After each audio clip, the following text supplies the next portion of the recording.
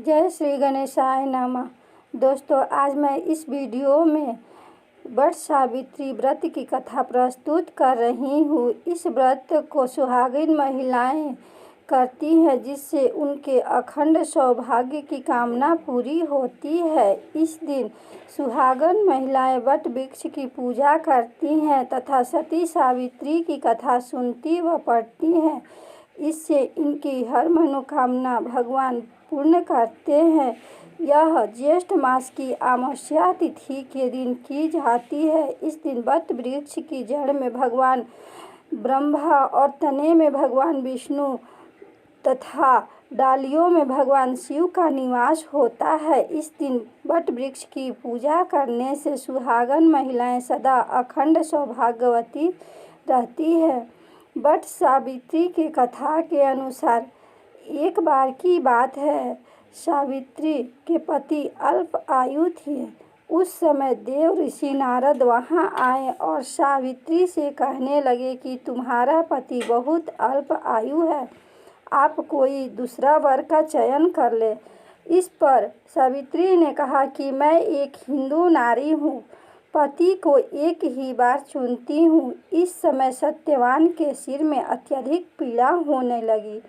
सावित्री ने वट वृक्ष के नीचे अपने गोद में पति के सिर को रख उसे लिटा लिया और उसी समय सावित्री ने देखा कि यमदूतों के साथ यमराज आ रहे हैं, सत्यवान के जीव को दक्षिण दिशा की ओर ले जा रहे हैं। यह देखकर सावित्री भी यमराज के पीछे पीछे चल दी।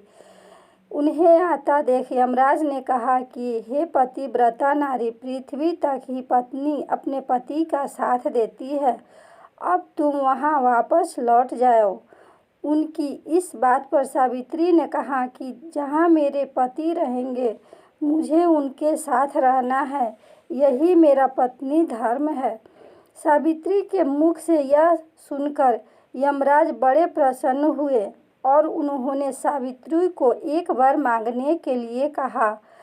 तब सावित्री ने 3 वरदान देने के लिए यमराज राजी हो गए।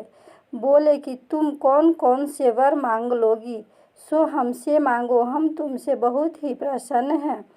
सावित्री ने कहा कि मेरे सास ससुर के नेत्र ज्योति मुझे वापस लौटा दे, सास ससुर का खोया हुआ राज्य भी वापस मांगा और अपने पति सत्यवान के 100 पुत्रों की मां बनने का भी वर उन्होंने मांग लिया। सावित्री के यह तीनों वरदान सुनने के बाद यमराज ने उसे आशीर्वाद दिया और कहा कि तथास्तु, ऐसा ही होगा। सावित्री पुनः उसी वट वृक्ष के पास लौट आई जहाँ की सत्यवान मृत पड़ा हुआ था। सत्यवान के मृत शरीर में फिर से संचार हुई और इस प्रकार से सावित्री ने अपनी पतिव्रता व्रत के प्रभाव से न केवल अपने पति को पुनः जीवित करवाए, बल्कि अपने सास ससुर की ज्योति भी वापस लाए और उनके खोया हुआ राज्य भी वापस दिलवाए। तभी से यह व्रत वट सावित्री अमावस्या और वट सावित्री पूर्णिमा के दिन वट वृक्ष का पूजन अर्चना करने का विधान बन गया। यह व्रत करने से सौभाग्यवती महिलाएं की मनोकामना पूर्ण होती है और उनका अखंड सौभाग्य बना रहता है।